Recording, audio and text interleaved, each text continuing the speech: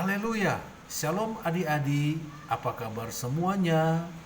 Kesempatan sore hari ini kita sama-sama akan mendengarkan cerita tentang Paulus dan Silas. Sebelum itu, mari kita berdoa. Tuhan Yesus, kami mau dengarkan firman Tuhan. Tuhan buka hati kami untuk diisi oleh firman Tuhan. Di dalam nama Tuhan Yesus kami berdoa. Adik-adik, cerita sore hari ini tentang Paulus dan Silas diambil dari Kisah Para Rasul pasal 16 ayat 13 sampai ayat yang ke-40. Ada seorang ibu, seorang wanita, dia adalah seorang peramal dan dia datang mengganggu Paulus dan Silas. Dia berkata, "Inilah hamba Allah yang hidup." Kemudian adik-adik tahu ketika Paulus dan Silas sedang pergi ke tempat sembahyang, tiba-tiba perempuan itu datang kepada mereka.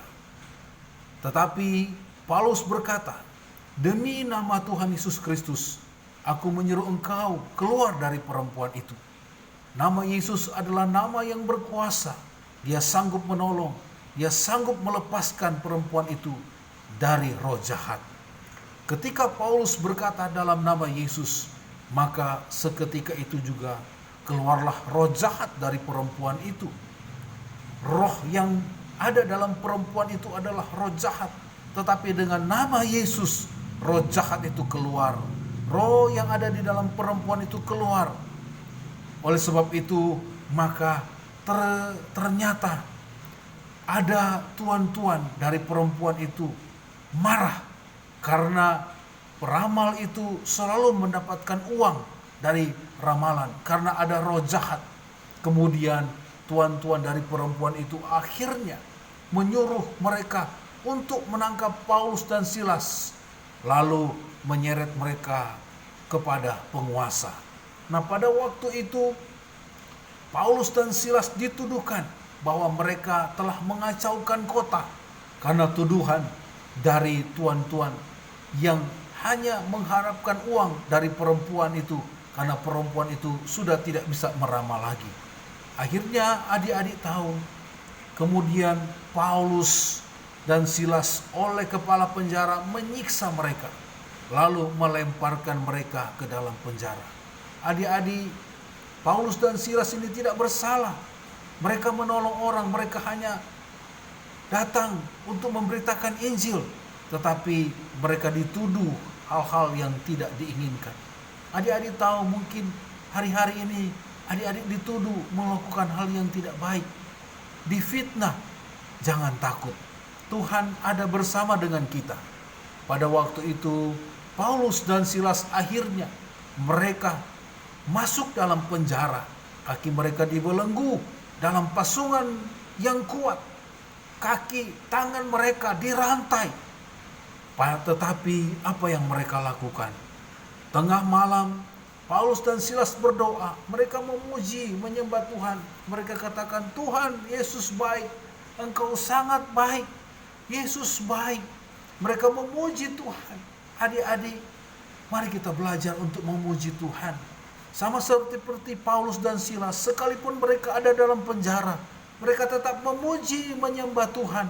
Mereka memuliakan nama Tuhan. Dan ketika mereka memuji Tuhan, orang-orang yang lain juga mendengarkan pujian mereka kepada Allah. Orang-orang hukuman, orang-orang yang ada dalam penjara mendengar pujian mereka. Mereka terus memuji Tuhan. Mereka terus bernyanyi memuliakan nama Tuhan. Dan akhirnya apa yang terjadi?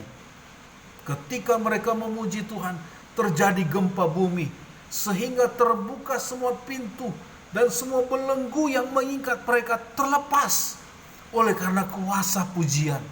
Sekalipun kita ada dalam tantangan, mungkin kita berdoa buat orang tua kita yang sakit, mungkin kita berdoa untuk orang tua kita, mungkin kita berdoa untuk teman-teman kita yang mengalami kesulitan, kita terus memuji Tuhan.